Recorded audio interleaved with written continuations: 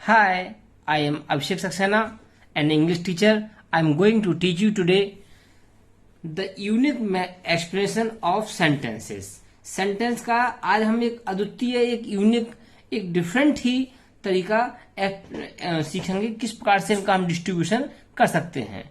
Okay, bye mister अभिषेक Saxena sir. Contact number 9907623252. तो हम सुनते हैं या पढ़ते हैं कई बार सेंटेंस में हेल्पिंग वर्ब आती है ओनली, कई बार ओनली मेन वर्ब आती है, कई बार दोनों ही आते हैं, कहीं कुछ है कहीं कुछ है. तो एक कंफ्यूजन से बना रहता है कि कब सेंटेंस में कहां पर क्या होता है. तो आज हम हर प्रकार का कंफ्यूजन आपका दूर कर देंगे. तो let's begin. The heading of the topic today is categories of sentence. Sentence की कितनी कैटेगरी होती हैं तो हम देखते हैं. द फर्स्ट कैटेगरी इज, जिसका नाम है A, only sentences with only helping verbs. ऐसे सेंटेंसेस जिनमें ओनली हेल्पिंग वर्ब्स का यूज किया जाता है, केवल और केवल हेल्पिंग वर्ब का. जैसे यहां पर लिखा हुआ है हेल्पिंग वर्ब, यहां लिखा हुआ है मेन वर्ब. सेंटेंस यही दो पार्ट होते हैं. इनमें सेंटेंस में हेल्पिंग वर्ब तो होती है, yes right, but main verb नहीं होती है. इस प्रकार के सेंटेंस कौन कौन से होते हैं. Firstly B it. B it एक ऐसा सेंटेंस है, जैसे हम कहते हैं ना, जिन सेंटेंसेस में समय या मौसम के बारे में बताया जाता है उन्हें हम बी बोलते हैं. B it. जैसे आज सोमवार है, इट इज मंडे टुडे, अभी 6 बजे हैं. इट इज 6 o'clock, अभी जुलाई है, इट इज जुलाई. इस प्रकार के सेंटेंस जो होते हैं, आज ठंड है, इट इज कोल्ड. तो इस प्रकार के सेंटेंस बी इट कहलाते हैं. Second, be there. इन सेंटेंसेस में जब कोई नाउन किसी स्थान या प्लेस में होती है तो हम उसको बारे में क्या बोलते हैं, देयर बोलते हैं. जैसे there was a lion in the forest, there are 20 students in this room. तो इस प्रकार के सेंटेंस को हम देयर से बनाते हैं. और नंबर 3 कौन सा है, B. I am a good teacher. मैं एक अच्छा शिक्षक हूं. My name is Abhishek. I am an Indian. तो इस प्रकार के जो सेंटेंसेस हैं वो बी कहलाते हैं, है ना. तो ये 3 सेंटेंस हैं, इनमें केवल और केवल आपका हेल्पिंग वर्ब यूज होती है, मेन वर्ब नहीं आती है. ओके, तो first category B understood clearly. Second, number B.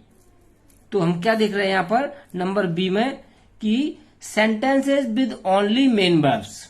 Sentences with only main verbs. First category में हमने देखा था कि sentences with only helping verbs, and second है sentences with only main verbs.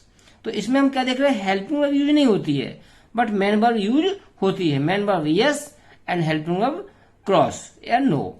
तो इसके कितने सेंटेंस होते हैं देखते हैं.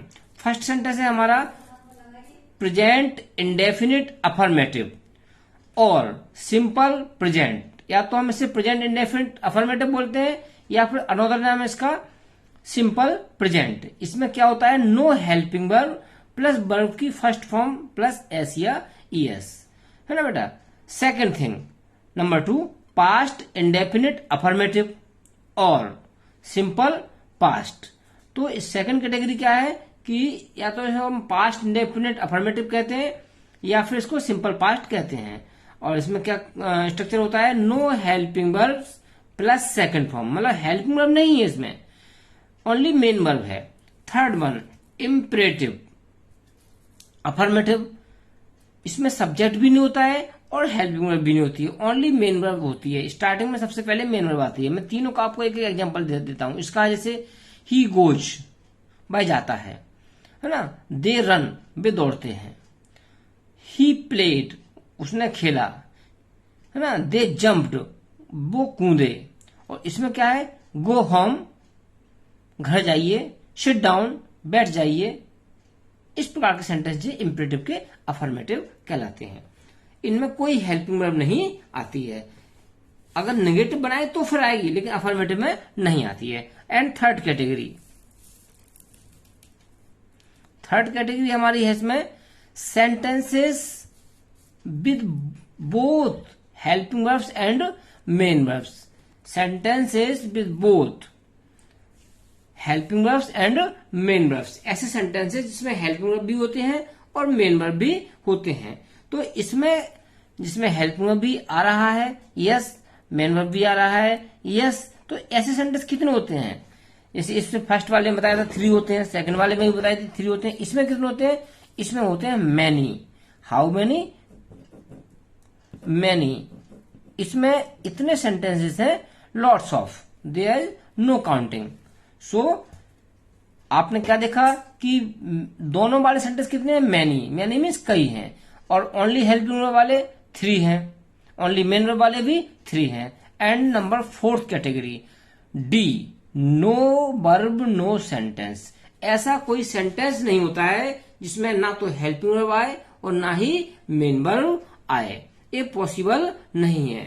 तो एक बार हम फिर से रिवाइज करा देते हैं आपको कि ओनली हेल्पिंग वर्ब वाले सेंटेंस कितने होते हैं? बी, इट, बी देयर और बी। ओनली मेन वर्ब वाले सेंटेंस कौन से होते हैं? Present indefinite affirmative, past indefinite affirmative and imperative affirmative. जिसमें दोनों ही चीजें आती हैं वो कितने होते हैं? मैनी। और जिसमें दोनों ही ना आए ऐसे कितने होते हैं? ऐसा एक भी सेंटेंस नहीं होता है, नो वर्ब नो सेंटेंस। यदि किसी सेंटेंस में वर्ब नहीं आई है तो वो सेंटेंस ही नहीं है। ऐसा क्यों?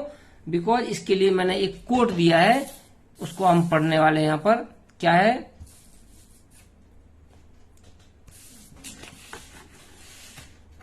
Verb is the soul of